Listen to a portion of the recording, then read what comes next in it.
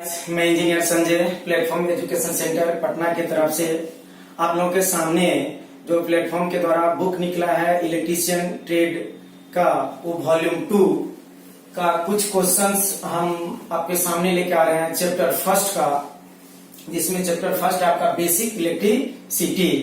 उसमें कुछ क्वेश्चन है जो बच्चे को प्रॉब्लम होते हैं और ये क्वेश्चन एग्जाम में आने की आपकी ज्यादा संभावना है। तो सारे क्वेश्चन को हम चैप्टर बाय चैप्टर यहाँ पे आपको बताएंगे। कोशिश करेंगे कि यह क्लास कंटिन्यू रहे नेक्स्ट टॉपिक का भी। तो पहला क्वेश्चन है आपका कि कूलम्ब के नियम अनुसार दो आवेशों के बीच लगने वाला बल डॉट डॉट क्या होता है। तो इस क्वेश्चन का कहने का मतलब है आपका कि ये जो कूलम्ब का नियम है उसके बीच जो फोर्स लगता है वह फोर्स किन किन बातों पर निर्भर करता है, उससे क्या क्या हो सकते हैं। तो इसके लिए हम लोग पहले दो आवेश, आपके क्वेश्चन के अनुसार है कि दो आवेश एक दूसरे से आपका आर दूरी पर है, मान लीजिए कि इसका डिस्टेंस क्या आपका आर है, तब आपको पूछा जाए इस दोनों आवेश के बीच जो लगने वाला बल होगा वह किन किन बातों पर निर्भर करेगा, क्या क्या चीज पे डिपेंड करेगा। तो इसका जो फॉर्मूला होता है कूलम्ब्स लॉ के अनुसार वह F force proportional to Q1 Q2 by R square. तो इस फॉर्मूला से आप देख रहे हैं कि फोर्स दो आवेश के गुणनफल के प्रोपोर्शनल है, समानुपाती है। इनके बीच दूरी के वर्ग के व्युत्क्रमानुपाती है। यदि प्रोपोर्शनलिटी कांस्टेंट को हम हटाते हैं तो एक कांस्टेंट आता है Q1 Q2 by R square. फिर इस कांस्टेंट का वैल्यू आपका K इक्वल टू होता है 1 by 4 pi epsilon naught, 1 by 4 pi epsilon naught. इसमें हम क्या क्या देखें, दो आवेश के गुणनफल के समानुपाती है, यानी दो आवेश का वैल्यू यदि बढ़ेगा तो फोर्स बढ़ेगा, दोनों के बीच की दूरी यदि बढ़ता है तो ये फोर्स घटेगा और वह स्क्वायर से घटेगा। दूसरा एक चीज इसमें आया आपका एप्सिलॉन नॉट। ये एप्सिलॉन नॉट होता है परमिटिविटी, एप्सिलॉन नॉट आपका होता है परमिटिविटी और फ्री स्पेस मतलब एयर के लिए, वैक्यूम के लिए। तो यहां से आपको दूसरा क्वेश्चन आते हैं कि एप्सिलॉन नॉट का यूनिट क्या है, तो पूछते हैं। तो अभी जस्ट हम लिखे हैं कि 1 by 4 pi epsilon naught Q1 Q2 by R square. यहां से जब एप्सिलॉन नॉट निकालिएगा तो एप्सिलॉन नॉट इक्वल टू आपको आ जाएगा 1 by 4 pi F Q1 Q2 by R square. अब इसमें कुछ नहीं, वैल्यू पुट कर दीजिए। 4 पाई का यूनिट ये कांस्टेंट है तो इसका यूनिट होगा नहीं कूलम्ब, दो एक आवेश दूसरे आवेश, तो दो आवेश के लिए आपका हो जाएगा कूलम्ब का स्क्वायर और फोर्स के लिए आपका हो जाएगा न्यूटन और R स्क्वायर ये डिस्टेंस है तो इसके लिए आपका हो जाएगा मीटर स्क्वायर। तो इसका जो आपको यूनिट पूछा जाता है वह coulomb square newton metre square, coulomb square पर न्यूटन मीटर स्क्वायर। तो हम इसमें क्या क्या देखे कि दो आवेश के बीच लगने वाला जो बल होता है किन किन बातों पर निर्भर करता है, दो आवेश के गुणनफल पर निर्भर करता है, उसके दोनों के बीच की दूरी पर निर्भर करता है और एप्सिलॉन नॉट परमिटिविटी पर भी निर्भर करता है। और परमिटिविटी आपका क्या होता है, फोर्स का इनवर्सली प्रोपोर्शनल है, व्युत्क्रमानुपाती है। तो इस थ्योरम से आपको इतना क्वेश्चंस की संभावना बन सकती है। नेक्स्ट क्वेश्चन नंबर हम आपका देख रहे हैं कि रेसिस्टेंस से रिलेटेड है।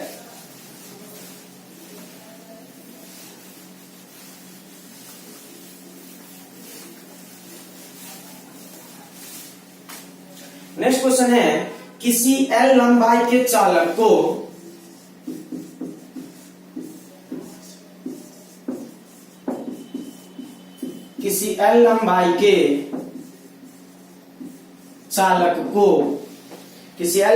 चालक को आयतन में बिना परिवर्तन किए,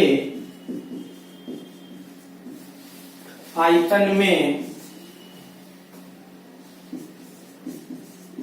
बिना परिवर्तन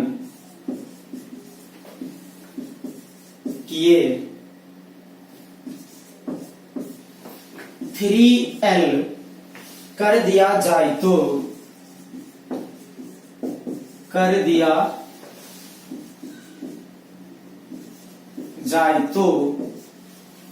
दिया जाए तो उसका प्रतिरोध R क्या होगा। उसका प्रतिरोध R क्या होगा।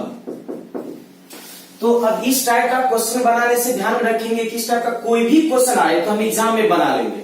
तो इसके लिए आप दो थ्योरी से ध्यान में रखिएगा।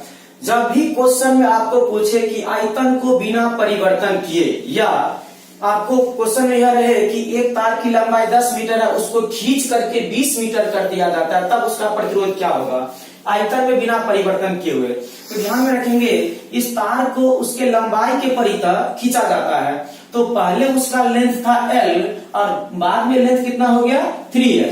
एक फार्मूला होता है लॉ ऑफ रेसिस्टेंस के अनुसार कि R is equal to rho into l by a.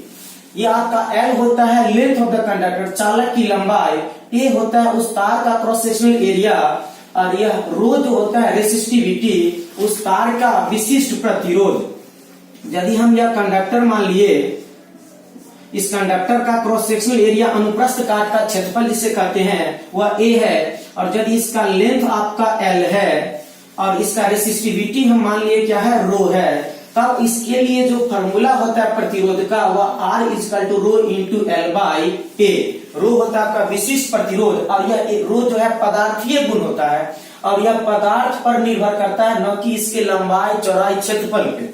ये चीज ध्यान में रखेंगे। तो यहाँ इस फॉर्मूला से हम क्या देख रहे हैं कि यदि लंबाई को 3 गुना करेंगे तो प्रतिरोध भी क्या हो जाएगा 3 गुना हो जाएगा। लेकिन ध्यान में रखेंगे इस केस में वॉल्यूम कांस्टेंट नहीं रहता है। यदि लंबाई को 3 गुना किए तो प्रतिरोध 3 गुना हो जाएगा। तो इस केस में आयतन आपका नियत न रहेगा। लेकिन आपका क्वेश्चन में दिया गया है कि आयतन को बिना परिवर्तन किए, आयतन परिवर्तन नहीं किया गया है। तो जब आयतन को परिवर्तन नहीं किया जाए तब आपका जो खींचने के बाद यानी लंबाई बढ़ाने पर जो प्रतिरोध होगा उसके लिए हम लोग डायरेक्ट फॉर्मूला, इसका प्रूफ भी होता है बट हमें अभी प्रूफ की आवश्यकता नहीं है। इसके लिए डायरेक्ट फॉर्मूला हम लोग ध्यान में रखेंगे R2 बराबर n स्क्वायर R1। R2 बराबर n स्क्वायर R1। तो R2 जो होता है वह खींचे हुए तार का प्रतिरोध, खींचे हुए तार का प्रतिरोध। R2 होगा आपका खींचे हुए तार का प्रतिरोध। M होता है कितना गुना से तार को खींचा गया है, कितना गुना से तार को खींचा गया है, खींचा गया है। और R1 जो होता है बिना खींचे हुए तार का प्रतिरोध, यानी जो क्वेश्चन में आपको ओरिजिनल दिया गया है, बिना खींचे हुए तार का प्रतिरोध, बिना खींचे हुए तार का प्रतिरोध। अब इस क्वेश्चन पे ध्यान दीजिए, कहा गया आयतन को परिवर्तन नहीं किया गया है और लंबाई को, तार की लंबाई पहले L था और बाद में उसको कितना कर दिया गया 3 गुना कर दिया गया। तो कितना गुना से खींचा गया 3 गुना से खींचा गया। तो अब इसमें हम लोग फॉर्मूला में डायरेक्ट पुट कर देंगे तो खींचे हुए तार का प्रतिरोध R2 बराबर n के जगह पर हो जाएगा आपका 3 का स्क्वायर और R1। तो कितना गुना से हो गया तो आपका हो गया 9R1। तो ये कितना गुना बढ़ गया, इसका प्रतिरोध खींचे हुए तार का प्रतिरोध आपका हो गया 9 गुना ज्यादा हो गया।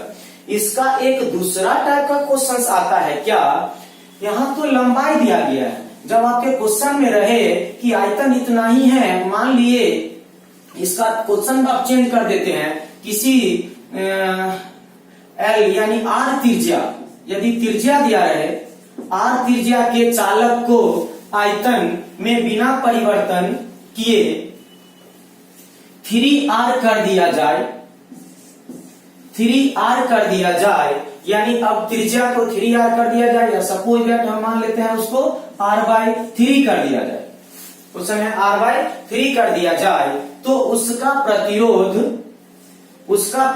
R क्या होगा।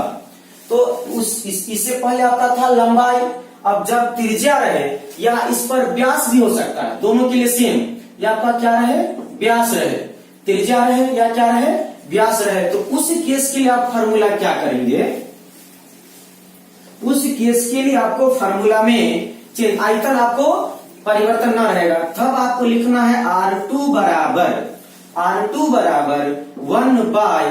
1/n के पावर में 4, 1 बाई n के पावर में 4 R1, 1 बाई n के पावर में 4 R1। ध्यान में रखें। तो सेम उसी तरह से यहाँ पर R2 हो जाएगा आपका खींचे हुए तार का प्रतिरोध, R1 क्या हो जाएगा बिना खींचे हुए तार का प्रतिरोध।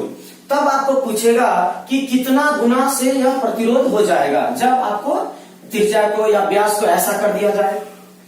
तो फिर यहाँ पे 1 बाई n आपको 1 बाई n या कितना किया गया है, R/3 किया गया है। तो ध्यान में रखेंगे यहाँ पर आपका R2 बराबर हो जाएगा 1 बाई n को हम लिखेंगे n इजकल टू, यहाँ लिखेंगे 1 बाई n इजकल टू यहाँ पर लिखेंगे आपका 1/3। यहाँ पर n क्या हो जाएगा आपका 1/3 हो जाता है R1। तब यहाँ पे R2 हम लिखेंगे 1/3 का पावर में होल R1 इजकल टू 3 चला जाएगा ऊपर, पावर में 4 R1। तो इसका टाइम्स कर देंगे तो इतना हो जाएगा। इसको यदि आपको समस्या प्रॉब्लम हो तो इसको दूसरे वे में कर सकते हैं कि नीचे वाले पार्ट को हम क्या मानेंगे n, नीचे वाले पार्ट को हम लोग क्या मानेंगे n।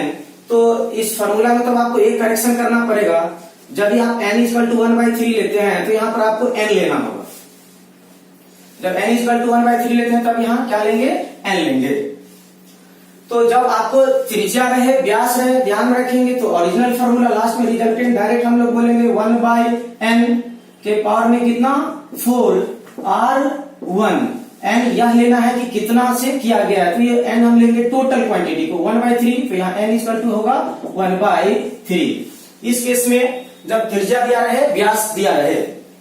नेक्स्ट क्वेश्चन हम देखते हैं।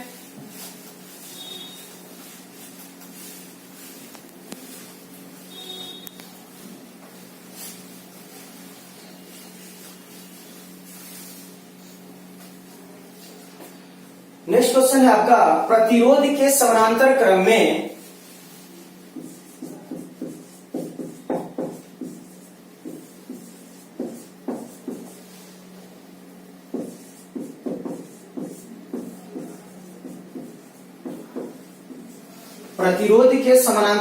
में जुड़े होने पर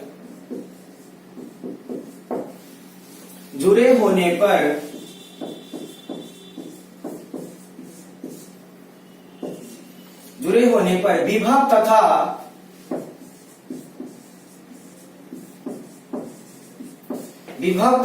विद्युत धारा क्रमशः होती है। विभव तथा विद्युत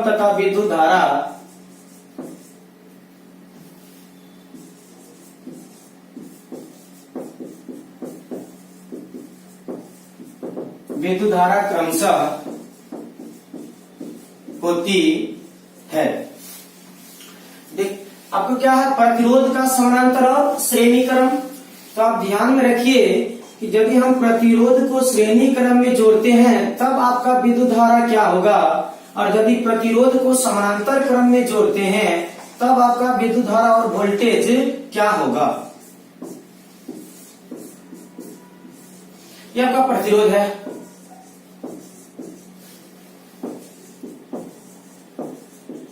यहाँ पर वोल्टेज दिया, आपको पता होना चाहिए बैटरी में बड़ा वाला प्लस होता है, छोटा वाला माइनस होता है, और करंट का जो फ्लो होता है वो हमेशा प्लस से माइनस की ओर, higher potential to lower potential.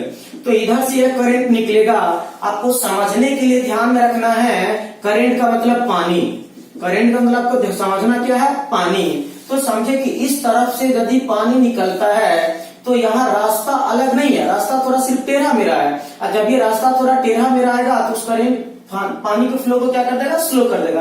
और ये बात भी सही है कि जब रेजिस्टेंस बढ़ता है तो करंट क्या होता है घटता है। तो जो पानी यहाँ से निकला यानी जो करंट निकला वो सीरीज में सेम करंट पास करेगा। तो एक चीज ध्यान में रखना है कि श्रेणी क्रम में सीरीज में आपका करंट क्या होता है सेम होता है। जब एक चीज सेम हो जाएगा तो दूसरा आपका डिफरेंट होगा। इतना ध्यान में रखना है कि जब करंट सेम हो गया श्रेणी में तो वोल्टेज क्या होगा अलग अलग होगा, यानी डिफरेंट प्रतिरोध के परितः आपका डिफरेंट वोल्टेज होगा। तो श्रेणी क्रम में क्या देखे करंट समान होता है वोल्टेज अलग अलग होता है। अब समानांतर में हम लोग क्या देखते हैं, यदि यह दिए हुए तो इसमें भी है प्लस इसमें भी माइनस, फिर यहाँ से विद्युत धारा निकलेगा। आपको बताया विद्युत धारा को क्या समझना है पानी, तो जब यहाँ से पानी निकला, यहाँ पर जब यह पहुंचा तो इसको दो रास्ता मिला, एक इधर जाने का, एक इधर जाने का। तो यह पानी यहाँ पे क्या हो जाएगा, बट जाएगा। तो इधर जो पानी जाएगा उसको हम मान लेंगे I3, क्योंकि यहाँ R3 माने हुए हैं। फिर जो पानी बच गया आगे गया, यानी करंट गया विद्युत, फिर यहाँ पे इसको आपका रास्ता मिला तो 2 माने थे इसको I2, और बाद बाकी जो बच गया ये इससे गया I1। तो इस केस में हम क्या देखें कि करंट का विभाजन हुआ, करंट क्या हुआ, अलग अलग। जब करंट अलग अलग हो गया तो दूसरा, एक यदि अलग अलग तो दूसरा समान। जब करंट अलग अलग तो इसमें वोल्टेज क्या होगा आपका, सेम होगा। जब करंट अलग अलग हो गया तो इसमें वोल्टेज क्या होगा आपका, सेम होगा।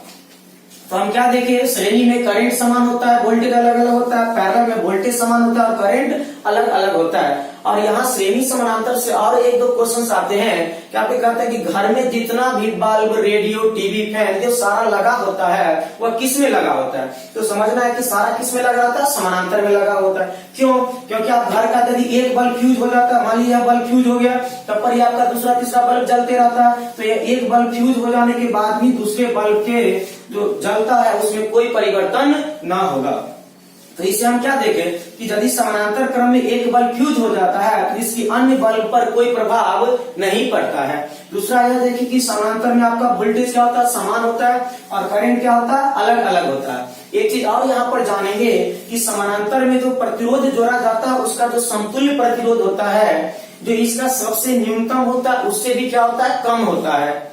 क्योंकि इसका जो हम समानांतर क्रम के लिए फॉर्मूला लिखते हैं प्रतिरोध का इक्विवेलेंट, तो 1/RAB equivalent equal to 1/R1 plus 1/R2 plus 1/R3। तो अब सोचना है कि ये उल्टा हो जाता है किसका, श्रेणी का।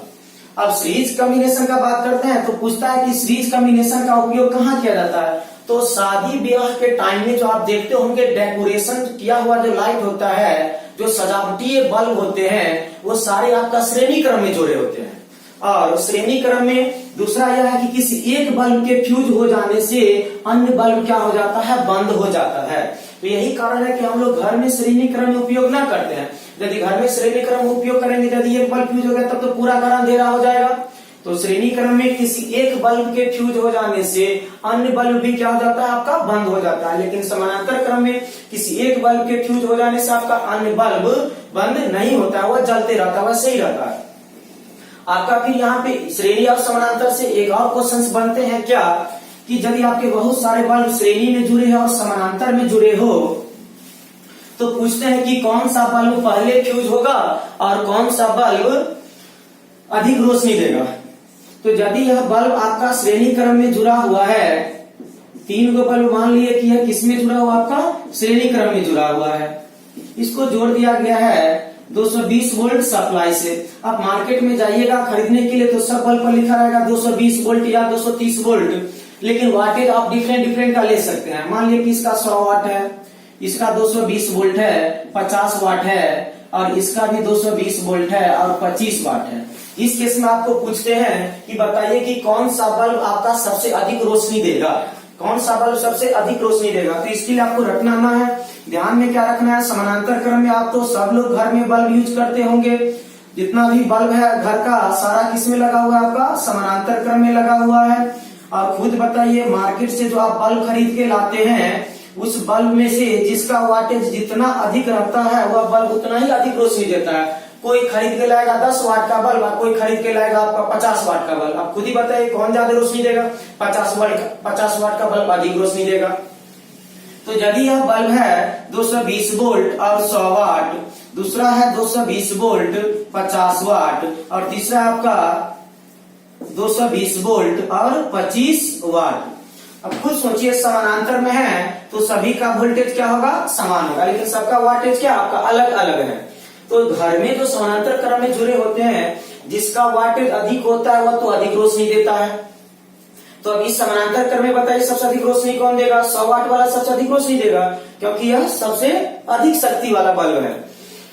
तो सेम इसका उल्टा आपको कर देना है सीरीज में। कारण क्यों, श्रेणी और समानांतर का जो हम लोग फार्मूला देखते हैं, सीरीज में सारे प्रतिरोध को डायरेक्ट जोड़ देते हैं, समानांतर में उसका उल्टा, या समानांतर में सारे प्रतिरोध को 1 बट्टा करके लिखते हैं तो श्रेणी में उसका उल्टा डायरेक्ट जोड़ देते हैं। तो इसमें सबसे अधिक वाट वाला बल्ब अधिक रोशनी दिया था, तो इसका उल्टा क्या होगा, जो सबसे कम वाटेज का बल्ब होगा वह सबसे अधिक रोशनी देगा। और ध्यान में आपको रखना है, जो सबसे अधिक रोशनी देगा वह सबसे अधिक ऊष्मा देगा, और जो सबसे अधिक ऊष्मा देगा वही सबसे ज्यादा गर्म होगा, और फ्यूज भी सबसे पहले वही करेगा। तो श्रेणी क्रम में जिसका वाटेज कम होता है वह सबसे अधिक रोशनी देता है और वह अधिक ऊष्मा देता है, तथा वह फ्यूज भी सबसे पहले करता है, फ्यूज भी वह सबसे पहले करता है। लेकिन समानांतर क्रम में जिसका वाटेज अधिक होगा वह रोशनी अधिक देगा। इसमें इतना क्वेश्चन बन सकते हैं, इतनी संभावना है। Thank you. आगे का क्वेश्चन देखेंगे आगे।